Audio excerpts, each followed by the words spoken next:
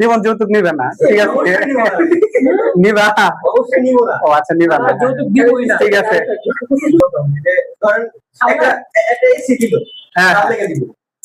মেয়ের জন্য নিবে না? সারাদিন তো মেয়ে ছিল। আচ্ছা আচ্ছা, কাজ করবো, গাড়ি দিল, গাড়িটা কার লেগে দিব? মাই এইগুলো ঘুরবে মেয়ে, হ্যাঁ অফিসে থাকলাম সারাদিন। আচ্ছা। তেমন মনে করেন যে আবার একটা সুন্দর খাট দেয়, সোফা দেয়, এগুলোর মধ্যে থাকবে কি? বুঝবে কি? আমি বলো আমরা তো সারাদিন বাইরেই থাকি। আচ্ছা, মেয়ে যদি বসতে না চায়, মেয়ে বসতে চায় না এগুলো, খাটে সোফা? না চায় না, হ্যাঁ মেয়েকে তো আমরা মানে ঘরের বসে তো কষ্ট দিতে পারবো না, তাকে তো মাটিতে বসাতে পারবো না, এটা আমাদের নৈতিকতায় বাজে।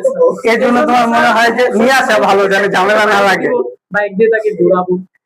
আচ্ছা কিন্তু এটা উচিত হয় না, দুজনেরই ভুল আছে অবশ্যই, কিন্তু এই জায়গায় আপনার অনুপমের ভুলটা একটু বেশি। বলাকে বলতে কি? আচ্ছা আচ্ছা, এখন তুমি আমাকে ফাইনাল সামারি বলবা। ধরো এটা যদি এই যুগের কোনো রাইটার হইতো তাহলে সে লাস্টের এন্ডিংটা কিভাবে দিত বল? ও কিন্তু সোজা। আবার সোসা কি খাইতেছে সোনার তোমার কাছে?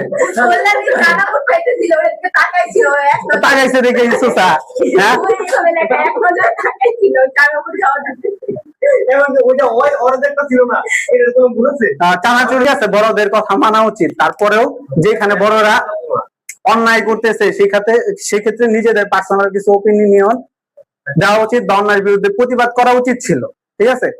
আর আমি যদি বলি শেষ কথা, আমার মানে যতটুকু খারাপ লাগছে শেষ সময়, যে বিয়ে দিবে না, না দিল, হ্যাঁ বিয়ের আসরে হয়তো বের করে দিলেই পারতো, কিন্তু তাদেরকে সুন্দর মতো খাওয়ায়, হ্যাঁ তারপর বিয়ে দিবে না বলে বের করে দিবে, এটা কোনো কথা? হ্যাঁ